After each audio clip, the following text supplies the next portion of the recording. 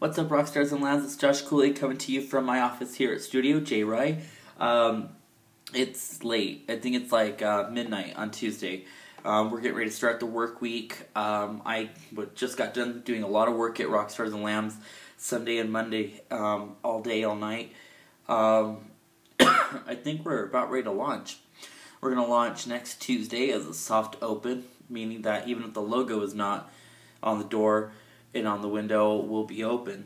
And we're trying to get all our legal paperwork finished and taken care of, and I have a lot of stuff going on in my bin and on top of my desk that I have to look at tonight. It's midnight. I took a little nap today when I got home. Ate a little bit of roasted chicken and fell asleep and tried to watch the rest of Oprah's Life class. You guys know I'm a big Oprah fan. Listened to the new Madonna album, which has inspired me to get out there and be really, really motivated because, God, Madge is old, 52, 53 years old and still making kick-ass albums, and I would like to be, like 88 years old and still doing kick-ass hair, so that could be kind of fun.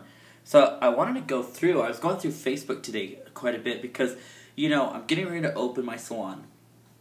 And I've always noticed that there's always been, it's funny because every time Madonna releases an album, something monumental is happening in my life.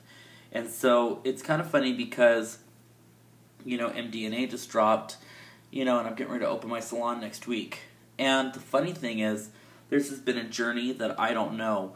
I'm still not done because there's stuff that still has to be completed before that point. And so I don't know. There's a lot of weird feelings inside right now. Like, everyone's like, you should feel like you can breathe a little bit.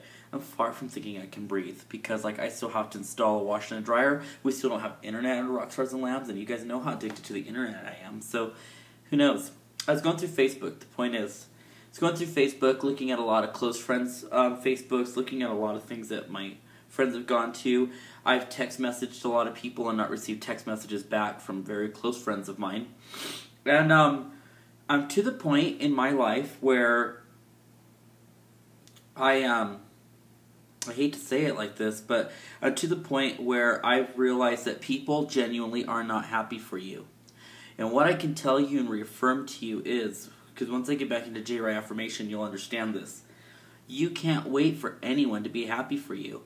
And because genuinely we are not happy creatures. We're not. One of the biggest Buddhist sayings that was, or teachings, if you will, that were always taught is that, life is pain, life is suffering. Can you imagine being happy knowing that life is suffering? You're trying to find the nirvana in that. Gotta sneeze. But you're trying to find all the nirvana in something that's so unsettling like life, something that doesn't give you any one-up, something that isn't 100% like life. I try to find my 100% every single day that I'm doing something, and I can't wait until my 100% is right in my hands.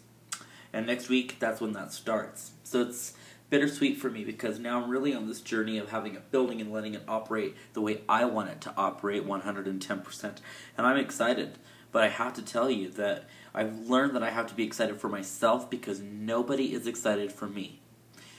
I've learned that when I text message somebody or when I try to contact good friends of mine, they're in their own world doing their own thing, and they probably think I'm in my own world doing my own thing because we're all mirrors of each other. That's another lesson I try to tell people and friends and clients of mine. I constantly get stuff like, oh, sorry, Josh, I forgot. You didn't forget you're a grown-ass adult. You didn't forget that I was opening a salon. You didn't forget that I might need your help. You didn't forget that I might need my friend near, that I might need friends around. I go in and out of slumps. I think we all go out of slumps where we wonder and we try to see who our true friends are. And there's not any reason for us to get rid of our friends because they're busy. I have to teach myself that all the time. What I've learned is that people are genuinely good, but they make bad decisions. And they make very selfish decisions. My decisions have not always been selfish. But I have to stress this. If you can't be happy for yourself, how the hell are you going to be happy for anybody else? You have to love where your life is at. You have to love what you do. You have to love who you are on the inside. Not just the works that you've done and the works that you've achieved and the merits that you've gotten in this life. You have to learn to like where that is coming from. You have to love the source. The source for me is really pure person with pure intentions that gets very misunderstood. That's who I think I am. I think that I try to look at stuff from the outside in, and I normally misconstrue it, and I really try my hardest not to talk down to people, and people misconstrue my kindness for talking down. You know, in the end, what I said to people and what I try to do in all my friendships was have a pure intention and an intention of truth.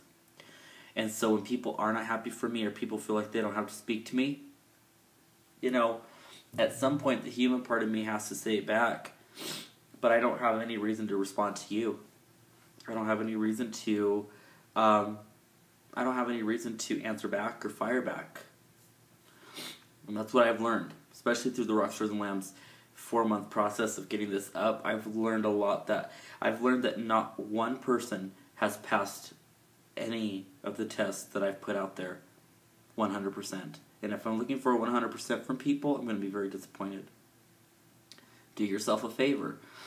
Always make yourself your number one cheerleader. And always put your trust in just yourself and no more than maybe like this many people, like 3 people. Because 3 people is all that it takes to destroy everything that you've tried so hard to imagine or build. So, your task this week, try to be happy for someone else. It's not native to us, so try it. Talk to you later, lambs. Bye-bye.